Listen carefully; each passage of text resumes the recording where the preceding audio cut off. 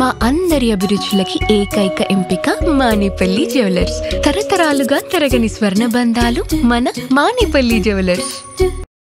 ఇందిరమ్మ రాజ్యం అంటే మహిళా అధికారులను వేధించడమా? కాంగ్రెస్ పాలనంటే జర్నలిస్టులను జైళ్లకు పంపడమా? పనిచేసే అధికారులను ఇబ్బందులకు గురి చేస్తారా? గురుకులాల్లో అమ్మాయిలకు భద్రత కరువు, మహిళల కన్నింటిని హేళన చేయడం దుర్మార్గం. రాష్ట్ర మహిళా కమిషన్ కు బీఆర్ఎస్ మహిళా నేతలు ఫిర్యాదు. 2 ఏళ్ల కాంగ్రెస్ పాలనలో మహిళలకు అడుగడుగునా అన్యాయమే జరుగుతోందా? మహిళా ఐఏఎస్, ఐపీఎస్ అధికారులకు అవమానాలు తప్పడం లేదా? ఇందిరమ్మ రాజ్యంలో అబలలపై ఎందుకీ వివక్ష? కాంగ్రెస్ పాలన కంటే బీఆర్ఎస్ హయాంలోనే మహిళలు, మహిళా అధికారులకు ప్రాధాన్యత ఉండేదా?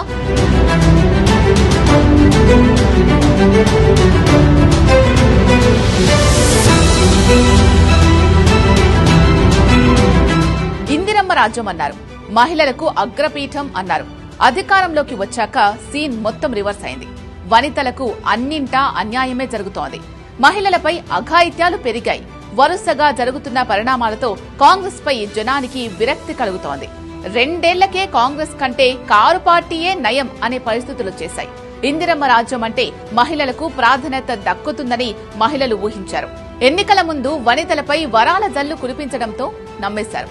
తీరా చూస్తే కాంగ్రెస్ పార్టీ తన అసలు స్వరూపాన్ని చూపిస్తోంది. ఏ రంగంలో చూసినా నారీమణులకు అవమానాలే పలకరిస్తున్నాయి. ఒకటా రెండా చెప్పుకుంటూ పోతే ఎన్నో ఘటనలు కళ్ల ముందు సాక్షాత్కరిస్తున్నాయి. కొందరు మహిళలు తమకు జరిగిన అన్యాయాలు, అవమానాలు, చీత్కరింపులు, బెదిరింపులు, ఒత్తిళ్లను బయటకు చెప్పుకోలేని పరిస్థితులు ఏర్పడ్డాయి. మహిళలపై కక్ష సాధింపు చర్యలకు దిగుతోంది.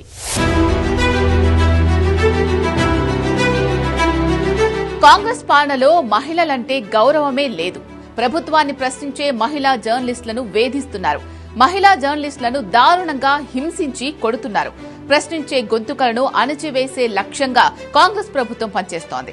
సామాన్య మహిళల నుంచి ఐఏఎస్, ఐపీఎస్ అధికారుల వరకు కాంగ్రెస్ హయాంలో అవమానాలు ఎదుర్కొంటున్నారు. కొందరు మంత్రులు ఐఏఎస్ అధికారులను తమ ఇళ్లకు పిలిపించుకొని సమీక్షలు చేస్తున్నారు. ప్రభుత్వ కార్యాలయాలకు వెళ్లి సమీక్షలు చేయాల్సిన మంత్రులు తమ ఇళ్లకు పిలిపించుకోవడం తెలంగాణలో చర్చనీయాంశంగా మారింది. ఐఏఎస్లను ఇళ్లకు పిలిపించుకొని సమీక్షలు చేసిన మంత్రులపై చర్యలు తీసుకోవాలని బీఆర్ఎస్ డిమాండ్ చేస్తోంది. బీఆర్ఎస్ హయాంలో మహిళలకు స్వేచ్ఛాయుత వాతావరణంలో పనిచేసే అవకాశం కల్పించారు.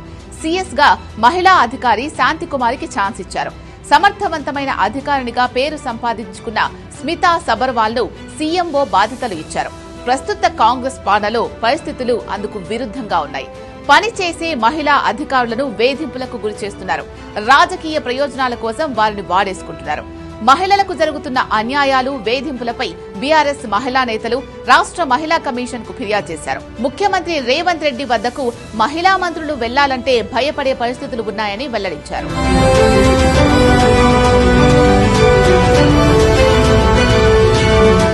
ఢిల్లీలో సిపిఆర్ఓగా పనిచేస్తున్న హర్ష భార్గవిని కాంగ్రెస్ ప్రభుత్వం అవమానాలకు గురిచేసింది. ముఖ్యమంత్రి రేవంత్ రెడ్డిని కలవనివ్వకుండా అడ్డుకొని అవమానించారు.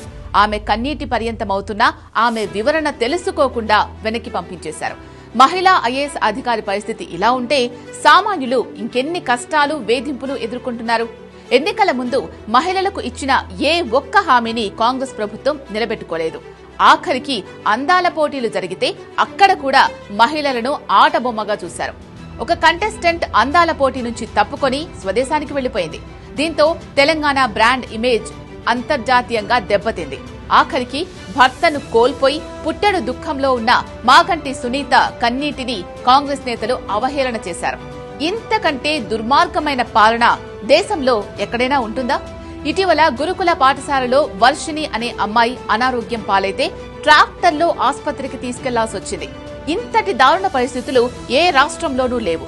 వనితలను కోటీశ్వర్లను చేయకపోయినా ఓకే, వారి హక్కులకు భంగం కలిగించవద్దని బీఆర్ఎస్ మహిళా ప్రతినిధులు డిమాండ్ చేస్తున్నారు.